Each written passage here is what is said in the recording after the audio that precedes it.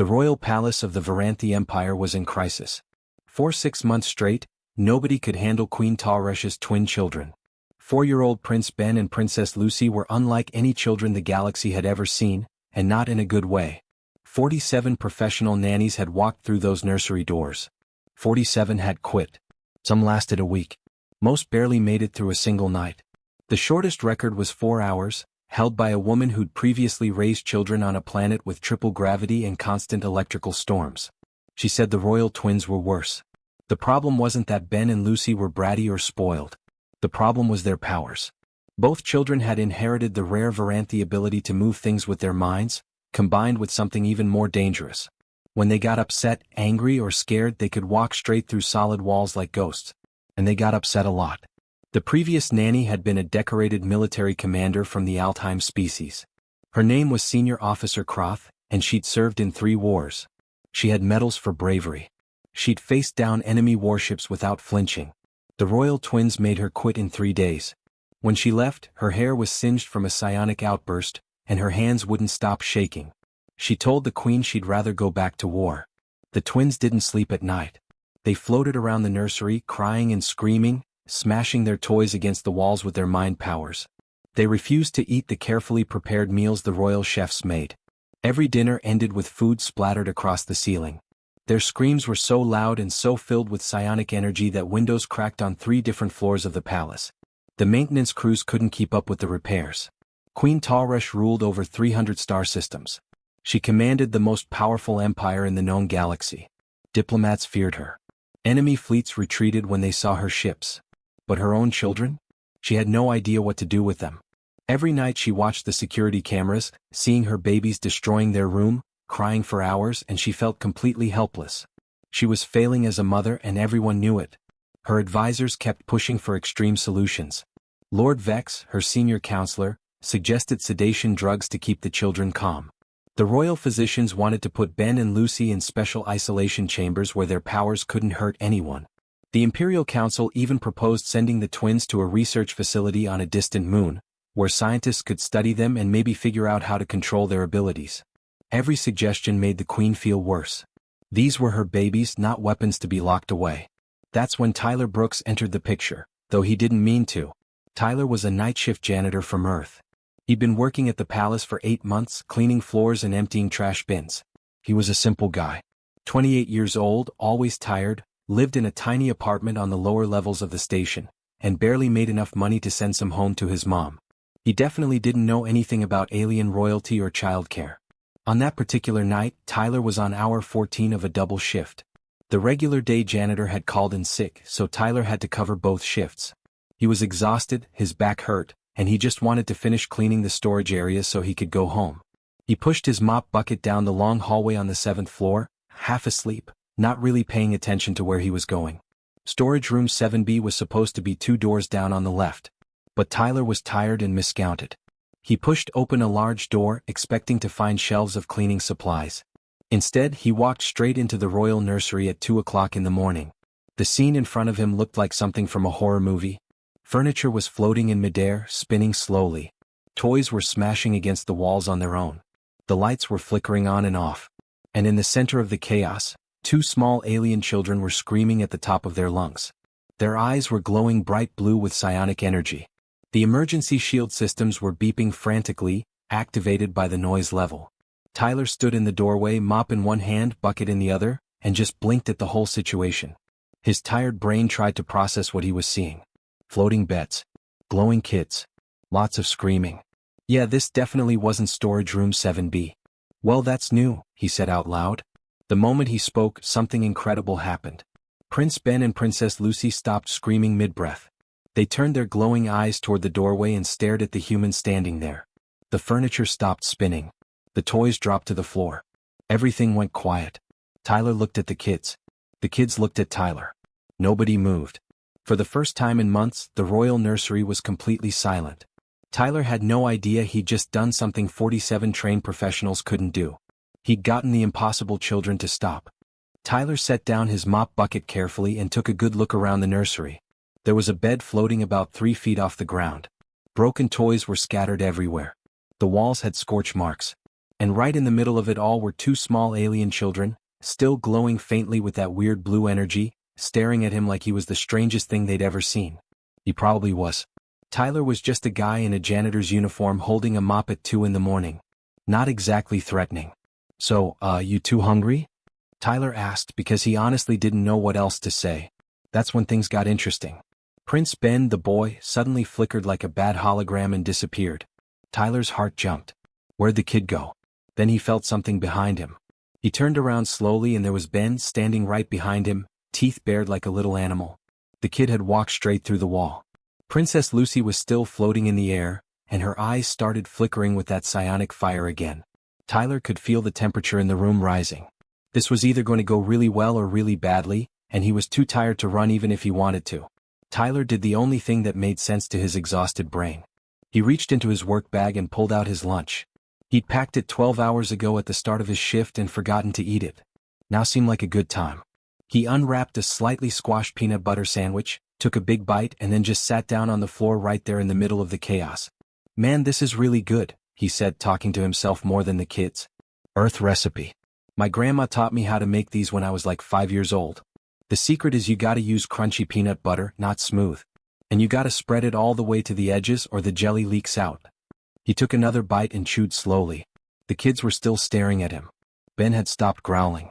Lucy had floated down a little closer, her head tilted to one side like a curious puppy.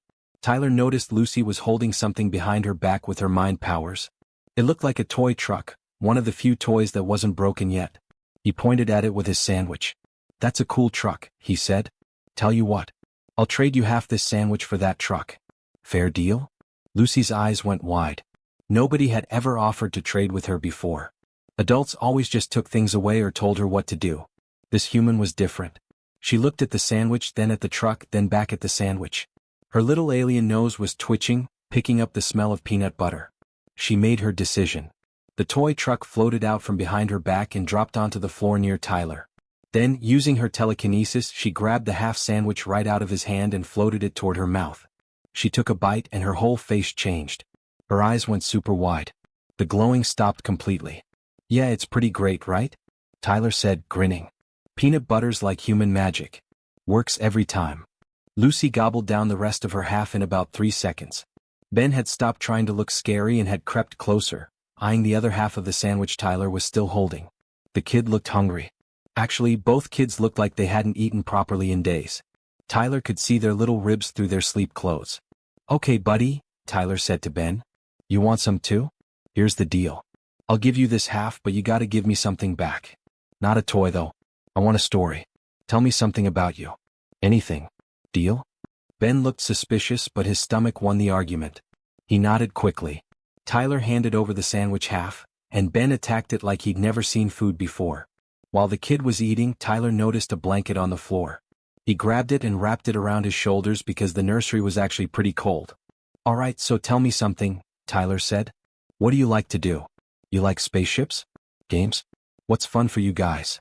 And just like that, Ben started talking. His mouth was full of peanut butter, so half the words were garbled, but he was talking. He told Tyler about a game he liked where you had to catch light particles. Lucy floated down and sat next to her brother, adding her own details to the story. They both started talking over each other, excited. Tyler listened and nodded and asked questions. At some point he started telling them about Earth, about a place called Ohio where he grew up, about snow and seasons and how water fell from the sky. The kids were fascinated. They'd never heard of rain before. Lucy asked if it hurt when it hit you. Ben wanted to know if you could eat snow. Tyler kept talking, his voice getting slower and quieter as exhaustion finally caught up with him. The kids curled up on either side of him, wrapped in blankets, listening to his stories about human stuff.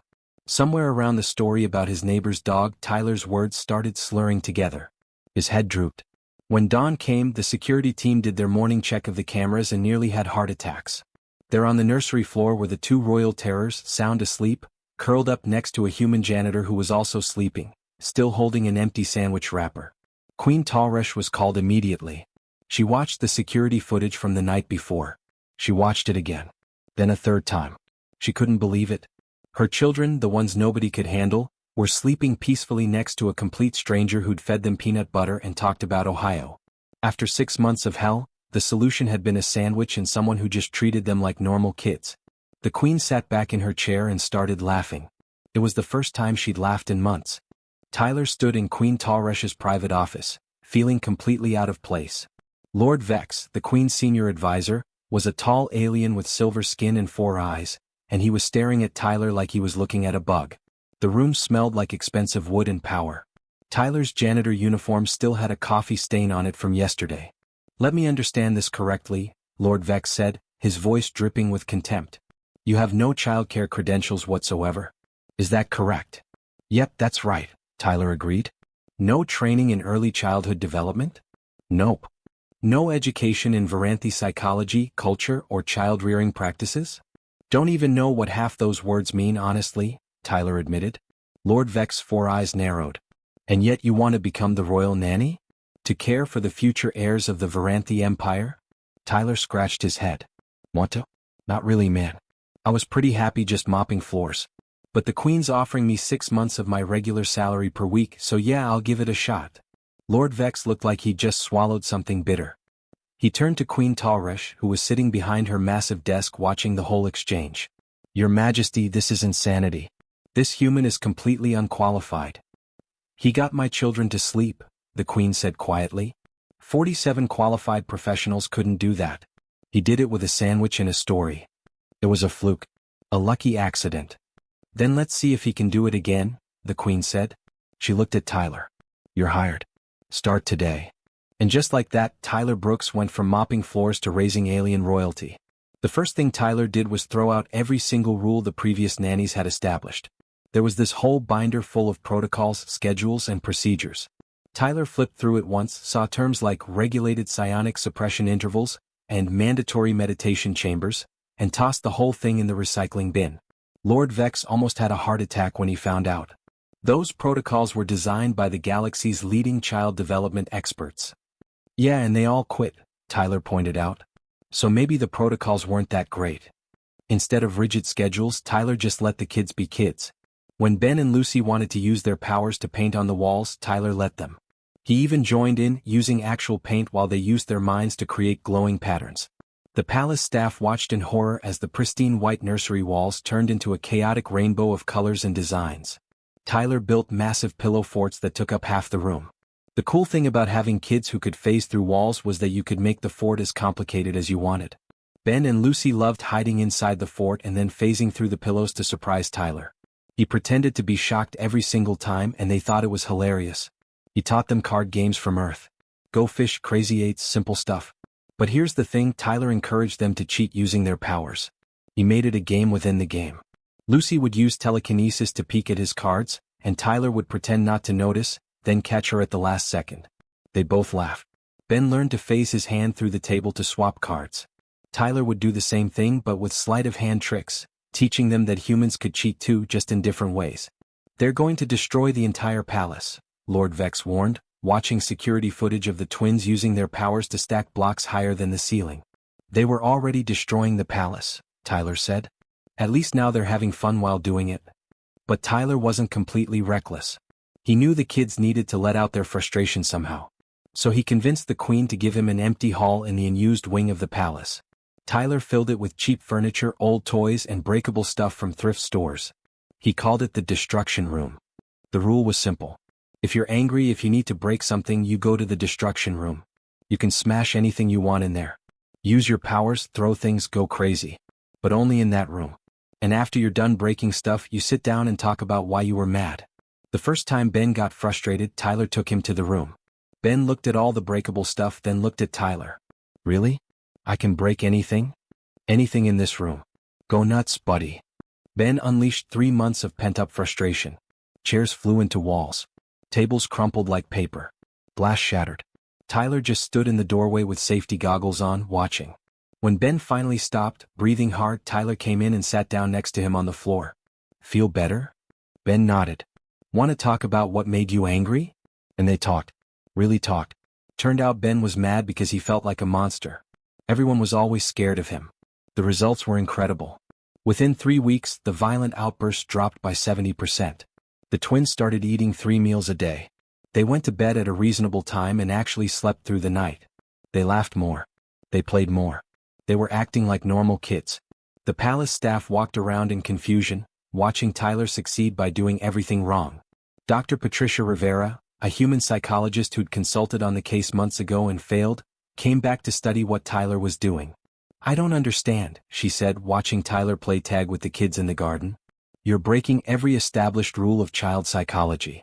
Tyler shrugged while Lucy tried to catch him by floating over his head. "I'm not doing anything special. I just treat them like kids instead of weapons. They're not problems that need fixing. They're just scared 4-year-olds who needed someone to not be afraid of them." Dr. Rivera watched as both children dogpiled Tyler, all of them laughing. She wrote in her notes, "Subject succeeds through radical simplicity and genuine human connection." The imperial court was furious and they weren't hiding it anymore. For 3 months, they'd watched a human janitor with no education, no training and no credentials succeed where their hand-picked experts had failed. It was humiliating. Lord Vex couldn't walk through the palace halls without hearing whispers and seeing smirks from the lower staff.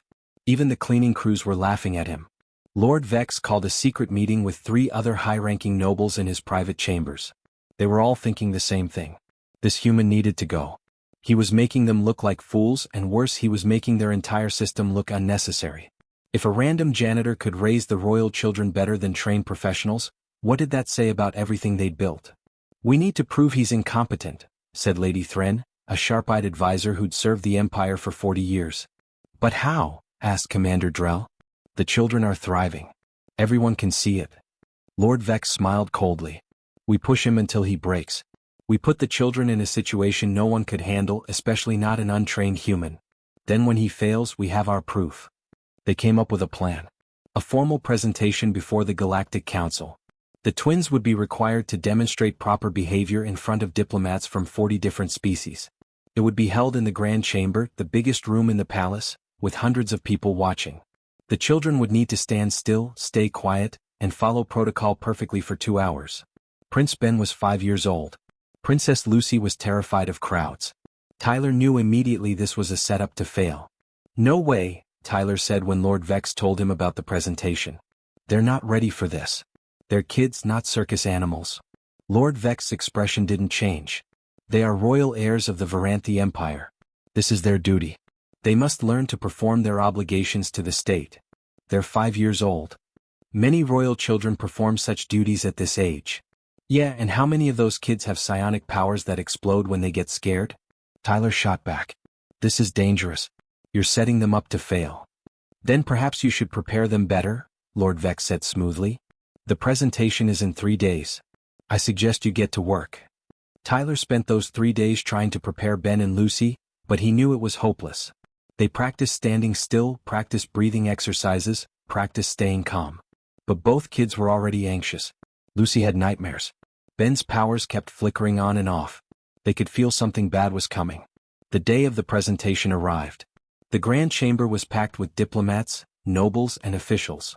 Tyler stood in the wings with Ben and Lucy, both dressed in fancy royal clothes they hated. Lucy was shaking. Ben's eyes were already starting to glow. "I don't want to do this," Lucy whispered.